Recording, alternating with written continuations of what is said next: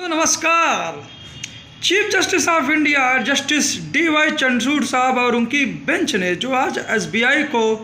आदेश दे दिया, आदेश ही नहीं जी हाँ 24 घंटे का अल्टीमेटम दे दिया कि इलेक्टोरल बॉन्ड्स के डाटा खास करके किस लोगों ने कितने का बॉन्ड्स लिया है उसको आप उजागर करिए। उजागर क्या मतलब इलेक्शन कमीशन को दीजिए। और सब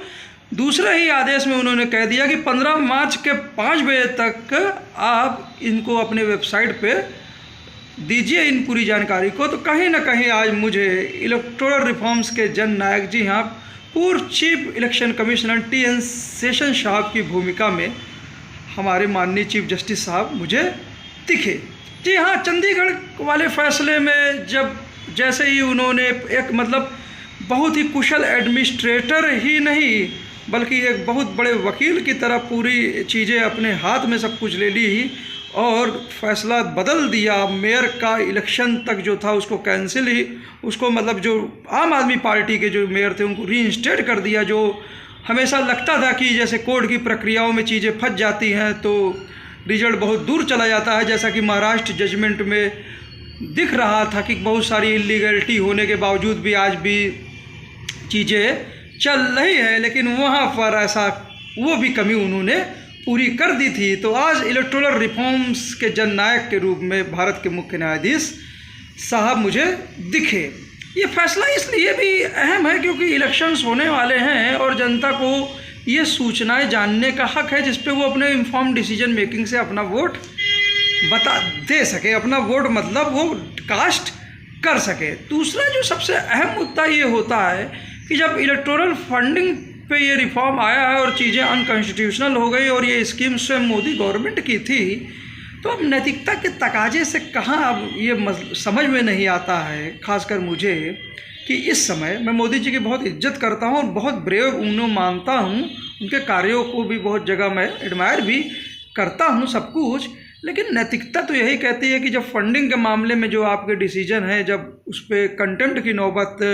तक यहाँ तक चीज़ें आ गई, अनकॉन्स्टिट्यूशनल वो हो गया वो बॉन्ड और कंटेम्प्ट की नौबत एसबीआई पे आ गई जो इसको खुद सेंट्रल गवर्नमेंट कहीं ना कहीं देखती रहती है। तो इन परिस्थितियों में जो अभी 2 इलेक्शन कमिश्नर्स की जो नियुक्ति होनी है तो वो फिर क्या बोलते हैं उसमें गवर्नमेंट का से एक तरफा कैसे रख सकता है। जी हाँ, जो स्क्रीनिंग कमेटी जो होनी चाहिए उनके सिलेक्शन के लिए उसमें माननीय प्रधानमंत्री जी हैं और उनके नामी जो एक कैबिनेट मंत्री और लीडर ऑफ अपोजिशन एक ही रहेंगे। तो जब मैच होने वाला है तो यहाँ एक ही पार्टी कैसे अंपायर का सिलेक्शन ज़्यादा वेटेज के साथ कर सकती है। तो इस कंटेक्स्ट में मैं इलेक्टोरल बॉन्ड्स के फैसले को रखता हूं कि जब फंडिंग के लिहाज से इतना बड़ा सेटबैक यूनियन गवर्नमेंट को लगा हुआ है और उसके बाद जो एसबीआई पे इतनी आफत आन पड़ी आज के नोटिस के उस पर कि आप सही तरह से नहीं चल रहे हैं, तो इन और जो स्वयं अभी जो अरुण गोयल जी की नियुक्ति 24 घंटे में हो गई थी और पूर्व जस्टिस जो के.एम. जोसेफ साहब की बेंच थी जिन्होंने इस पर काफ़ी सरप्राइज भी किया था और स्वयं जो कमेटी बनाई थी चुनाव आयुक्तों की नियुक्ति के लिए तो उसमें स्वयं उसकी अध्यक्षता का दायित्व जी हाँ भारत के मुख्य न्यायाधीश साहब पे रख दिया था जो इस समय वर्तमान में चीफ जस्टिस ऑफ इंडिया थे, जिसको यूनियन गवर्नमेंट ने पार्लियामेंट्री आदेश से पार्लियामेंट्री प्रोसीडिंग से संसद के उससे उसको पलट दिया और अब गवर्नमेंट का सेब बढ़ गया। तो यहाँ पर अब मोदी जी को खुद नैतिकता के नाते सोचना चाहिए कि कौन सी कमेटी सही रहेगी। खैर इस विषय में जैसा कि पुण्य प्रेसिडेंट वाजपेयी साहब को भी अभी मैं सुन रहा था कि जो कांग्रेस की लीडर हैं वो जया ठाकुर जी वो इसके लिए भी पिटीशन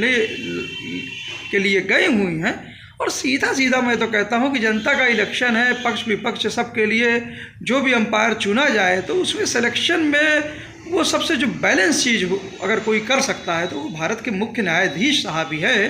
क्योंकि वही इलेक्शन कमिश्नर्स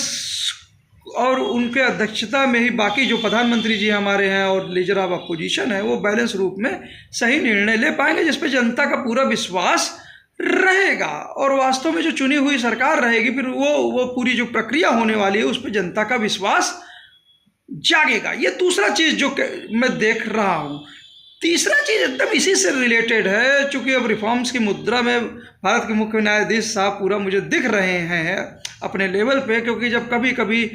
जिन संवैधानिक संस्थाओं से जहाँ से उम्मीदें रहती हैं वहाँ जब नहीं है, तो आज बस आखिरी लौ बची हुई है भारत के चीफ जस्टिस ऑफ इंडिया माननीय सुप्रीम कोर्ट ऑफ इंडिया और उनकी पूरी बेंच और भी दूसरे जस्टिसेस जो हैं। तो तीसरी चीज़ मैं स्वयं पूछना चाहता हूँ अपने pre chief justice of India साहब से कि वो खुद एक क्वेश्चन पूछें स्वयं से, या कहीं कहीं जो सामने उनके सबसे बड़े वकील आते हैं, चाहे साल्वे जी से पूछें या कपिल सिब्बल साहब से पूछें, कि वास्तव में जब आप मशीन के जरिए ईवीएम के जरिए आप जब वोट देते हैं तो मशीन या बैलेट पेपर जो एक वो वीवीपैट रोल होता है वो केवल यही शो करता है कि वास्तव में आप किसको वोट दिए हैं, लेकिन ये कैसे पता लगेगा कि जो वोट वास्तव में अंदर मशीन में रजिस्टर हुआ है वो उसी मद में उसी खाते में रजिस्टर हुआ है जहां आप देना चाहते थे। जी हाँ, ईवीएम का बटन दबाइए तो मान लीजिए कि आप बीजेपी के सामने वोट दे रहे हैं तो उसके सामने बत्ती भी जल गई, वीवीपैट जो है वो भी स्क्रॉल कर गया आग के सामने से। ये सब चीज़ें केवल यही बताती हैं कि आप जिनको वोट देना, किसको वोट देना चाहते हैं, एक्चुअली में मेमोरी में मशीन में कहाँ हो, किस मद में रजिस्टर हुआ,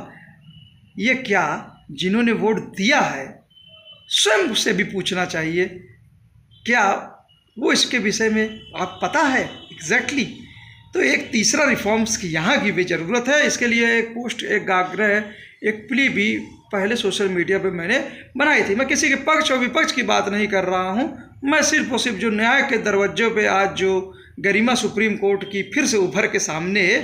आई है, मैं उसी से बल पाते हुए सोशल मीडिया के जरिए मैं ये बात रखने की कोशिश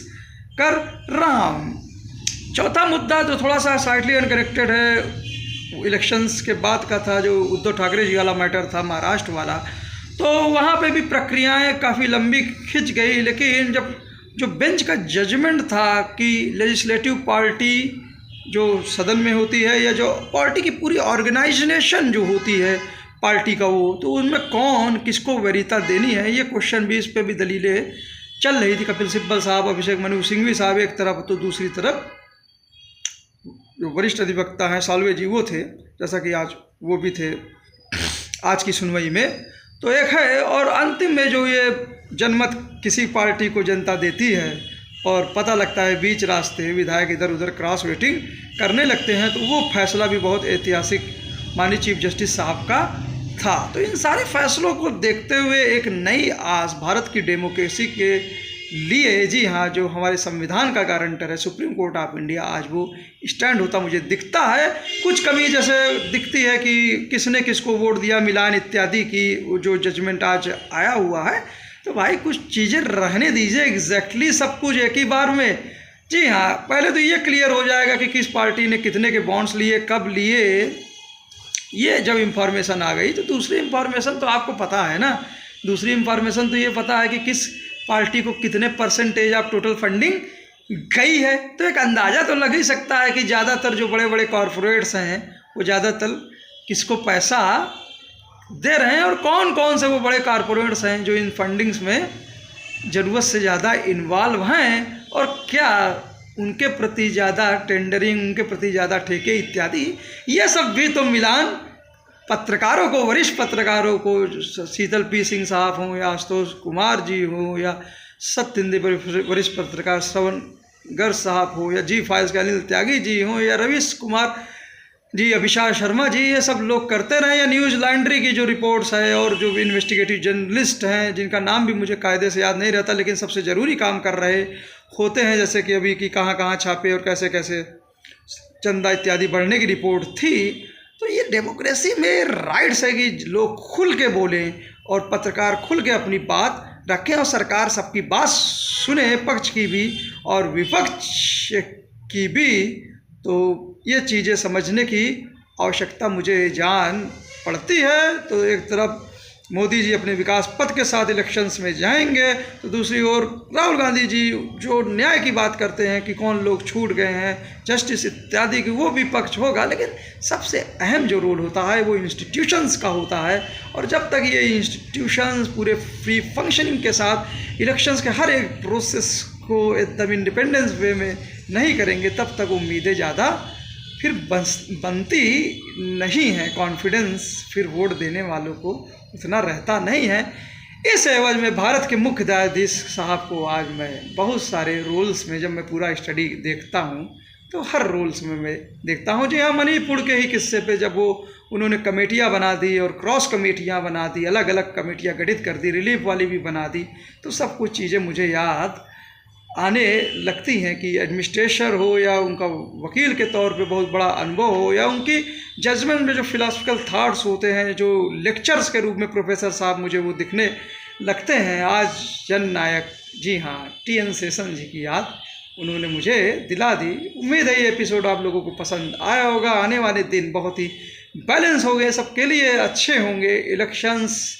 का माहौल सौहार्दपूर्ण रहे और लोग डेमोक्रेसी में खूब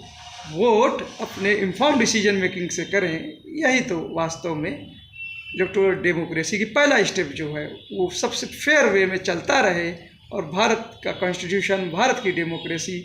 जिसका सब लोग बखान करते हैं वो आगे बढ़ती रहे माननीय सुप्रीम कोर्ट ऑफ इंडिया की छत्र छाया में। बस यही उम्मीदों के साथ जय हिंद, जय भारत। Thank you sir.